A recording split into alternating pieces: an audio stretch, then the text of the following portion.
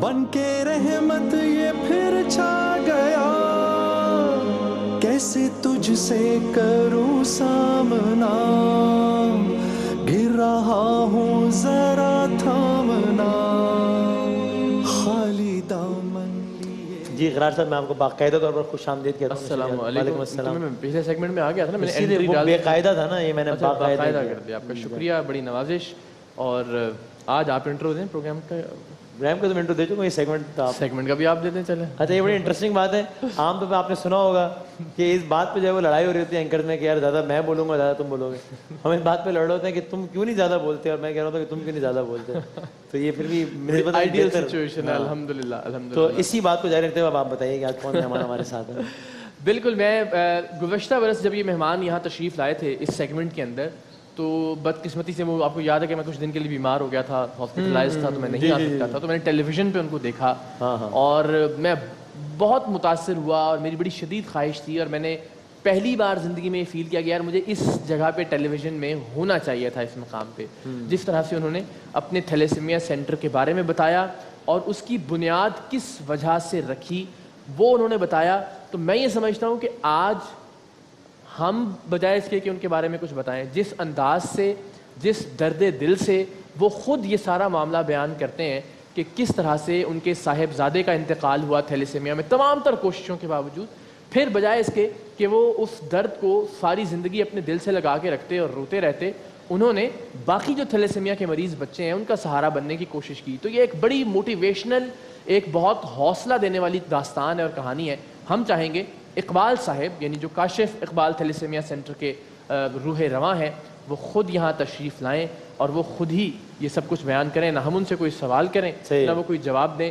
وہ جس انداز میں یہ بات بتاتے ہیں اس کا کوئی نیم البدل نہیں ہے. جناب بہت شکریہ, جزاک اللہ. محمد اقبال میرا نام, کاشف اقبال میرے مرحوم بیٹے کا نام. اب اس دنیا میں نہیں ہے, مگر کبھی اللہ پاک رب العزت اربوں لوگوں میں سے اپنے بندے چنتا ہے کسی کام کے لیے, کسی کو وسیلہ بناتا ہے. ان اربوں لوگوں میں سے ایک میں بھی ہوں. پچھلے ایک پروگرام میں وسیم بھائی نے بتایا کہ کسی جوان اولاد کا جنازہ اٹھانا اپنے کندھے پہ, جس کو ہم سہارا سمجھتے ہیں, اور اسی کا جنازہ اٹھانا ایک بڑا مشکل کام ہوتا ہے. جس نے انگلی سے پکڑ کے چلنا سکھایا ہو, جس نے سکھایا ہو اس کو, اسی کو کندھے پہ لے کے قبر میں. یہی کاشف کی ایک داستان پورے پاکستان میں نہیں پورے ورلڈ میں اللہ نے شاید مجھ سے کام لینا تھا. کاشف 1980 میں پیدا ہوا جب میں 22 سال کا تھا.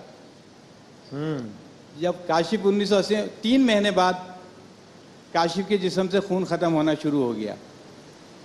خون ڈاکٹروں کو دکھایا, ڈاکٹر نے کہا اس کا ہیموگلوبن 8, 10, 11, 12 ہونا چاہیے, اس کا 3 ہیموگلوبن ہے, اس کو بلڈ لگا لیں. کاشف کو پہلی بوتل لگی 1980 میں, یہ 36 سال پہلے, مگر میرے لیے آج بھی نئی چیز ہے. وہ 2-1.5 مہینہ گزرا, کاشف کے جسم سے پھر خون ختم ہو گیا. پھر ڈاکٹروں کو دکھایا, ڈاکٹروں نے کہا پھر ہیموگلوبن ختم ہو گیا, اس کو بلڈ لگا لیں. پھر کاشف کو بلڈ لگا, پھر تیسری مرتبہ, چوتھی مرتبہ, جب بار بار اس کو بلڈ لگا ہر مہینے میں نے کہا اللہ ماجرا کیا ہے.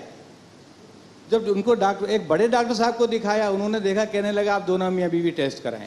ہم دونوں میاں بیوی کا ٹیسٹ ہوا, 1 ہفتے بعد رپورٹ ہے. ڈاکٹر نے کہا آپ دونوں میاں بیوی تھیلیسیمیا مائنر ہے. میں تھیلیسیمیا مائنر ہوں, آپ کے سامنے ہوں, ٹھیک ہوں.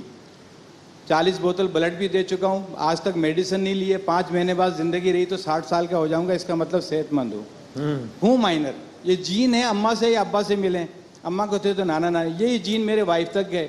وہ بھی مائنر میری وائف, میں بھی مائنر, ہم 2 مائنر کی شادی ہو گئی. ڈاکٹروں نے کہا آپ 2 مائنر کی شادی ہوئی, آپ کا بیٹا جو ہوا ہے یہ تھیلیسیمیا میجر کا بچہ ہے کاشف. اس کے جسم میں خون بنانے کی مشین نہیں ہے, خون کھانے کی مشین ہے. اقبال صاحب, وہ جو بچے کو ایک بار خون لگا تو بڑا مشکل ہوتا ہے ماں باپ کے لیے, 2 بار 3 بار, ہم کل بھی یہ بات کر رہے تھے. وہ آپ کہہ رہے ہیں نا ہر چیز تازہ ہے 36 سال بعد بھی, تو کیا بچہ جب روزانہ خون لگوانے جاتا تھا, بس وہی میں بتا رہا ہوں کہ ایک تکلیف دہ نہ ختم ہونے والا سلسلہ. کاشف کو برات ڈاکٹروں نے بتایا یہ میجر کا بچہ, جب تک آپ ماں باپ زندہ ہو, جب تک یہ بچہ زندہ ہے, اس کو پوری دنیا میں کوئی علاج نہیں ہے, اس کو خون لگتا رہے گا. جیسے جیسے بڑا ہوگا جلدی جلدی خون لگے گا. بہرحال وقت گزر گیا, کاشف بڑا ہوتا رہا, بلڈ لگتا رہا, اسکول جاتا رہا, 4تھی 5ویں 6ٹھی, اب کاشف کو مہینے میں 3 بوتل بلڈ لگ رہا ہے. کاشف 9th کلاس میں پہنچ گیا, 4 بوتل بلڈ لگتا تھا مہینے میں. काशिफ के पेपर चल रहे थे 9th के। काशिफ की तबीयत बड़ी ख़राब हो गई, इतनी ख़राब हो गई कि उसको हॉस्पिटल में दाखिल करना पड़ा। एक दिन गुजरा, 2 दिन, 3 दिन, ना उसकी मौत आती थी ना उसकी ज़िंदगी आती या थी। अल्लाह। एक दिन मैं दुआ कर रहा था, मस्जिद फुटपाथ पे ऐसी बनी हुई थी, रात असर का टाइम था, शायद मैं रो रहा था, शायद चीख चीख के अल्लाह से दुआ कर रहा था। तो दुआ ख़त्म करके मैं अंदर आया हॉस्पिटल में, तो एक डॉक्टर गेट पे खड़ी कहने लगे, इकबाल साहब आप इतनी ज़ोर ज़ोर से रो रहे थे कि चीख रहे थे, अल्लाह से दुआ कर रहे थे कि फुटपाथ पे चलने वाले लोग भी दुआ कर रहे हैं, या अल्लाह इसके बेटे को ठीक कर दे।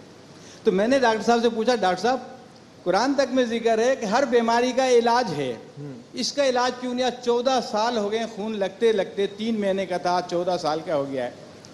कहने लगे एक इलाज है मगर देर हो गई है, वो है बोन मैरो ट्रांसप्लांट। इसके लिए मैंने कहा इतने अरसा से क्यों नहीं बताया मुझे? कहने लगे ना बताने की वजह यह बहुत महंगा था, 60-70 लाख रुपए का था, और इटली और लंदन में होता है उस वक्त 94 22 साल पहले। खैर अल्लाह ने दुआ सुन ली, काशिफ ठीक हो गया, घर आ गया।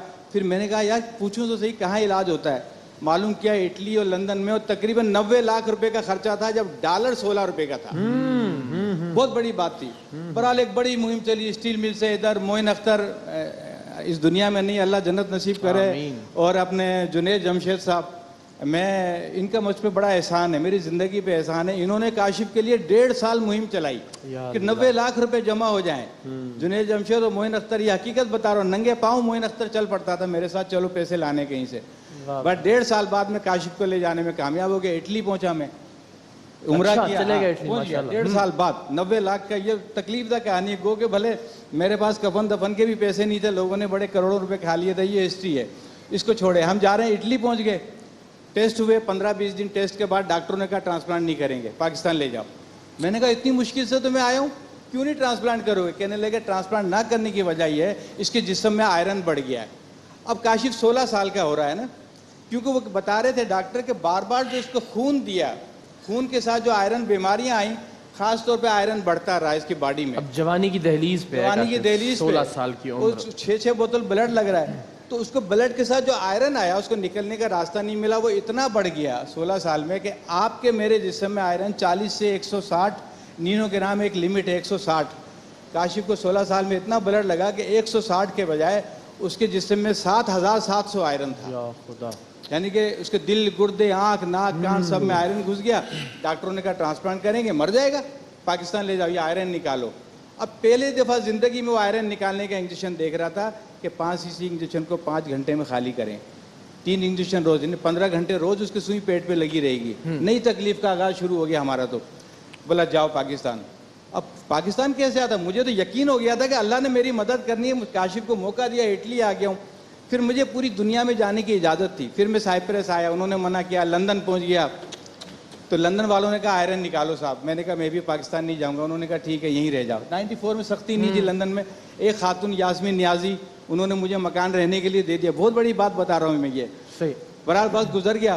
काशिफ को आयरन निकलता था, ब्लड लगता था, मगर एक वक्त ऐसा आया कि काशिफ को ब्लड जल्दी जल्दी लगने लगा। 8-8 बोतल महीने में, 10-10 बोतल में। आप तसव्वुर करेंगे, जो बच्चा 3 महीने का था आज उसको 10-10 बोतलें ब्लड लग रहा है उसको महीने में। तो उसका पिछला आयरन तो निकल ही नहीं पाया, उसका आयरन और बढ़ गया,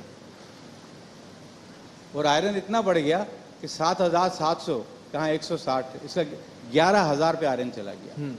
एक पाव की तिल्ली 10 किलो की होगी, खोपड़ी, आय सब बढ़ गया। इन बच्चों की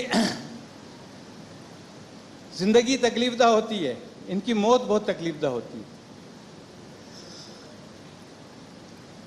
और इतनी तकलीफदा मौत होती है कि मैं शायद कभी कब्र तक ना भूल पाऊं। 11,000 आयरन पे मैंने अपने बेटे का एक हार्ट डैमेज होते देखा है, अब बोलो उसका मैंने दिल फटते देखा। मैंने अपने बेटे की आंख से आंख नाक से खून की धार निकलते देखी। कैसे भूल जाऊं उस वक्त को कि या अल्लाह इतना कुछ किया। वो काशिफ ऐसी मौत मर गया। काशिफ असीमोव क्यों मर गया, उसको उसने ये तकलीफ क्यों उठाई? काश कोई हमें बता देता आप 2 माइनर शादी ना करें, काश को हमें कह देता। मेरे लिए तो वक्त रुक गया, थम गया मेरे लिए, मैं एक लम्हे को लिए नहीं भूलता।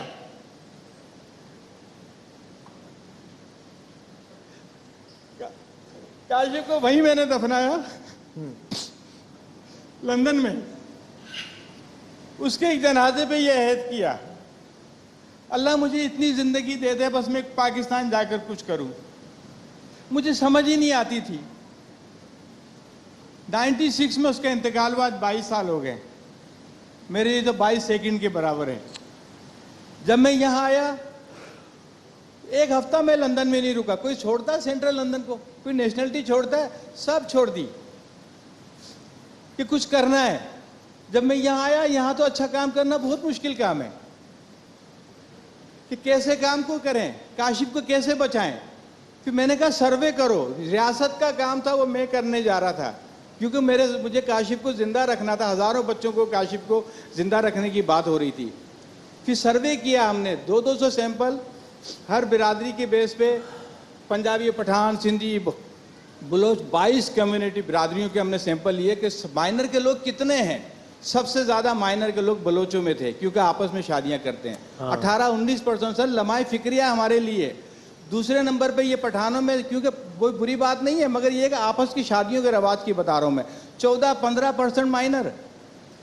फिर मेमन, कच्छी, गुजराती, इनमें तीसरे नंबर पे, क्योंकि मेमन मेमनों में शादी करेगा, कच्छी कच्छियों में करेगा, पठानों में नहीं करेगा। फिर इतने सारे बच्चे यहाँ पे। तो आप देखें सर, पाकिस्तान की 22 करोड़ की आबादी में से 2-2.5 करोड़ लोग माइनर हैं। या अल्लाह, ये लम्हाई फिक्रिया। फिर थैलेसीमिया मेजर के बच्चे।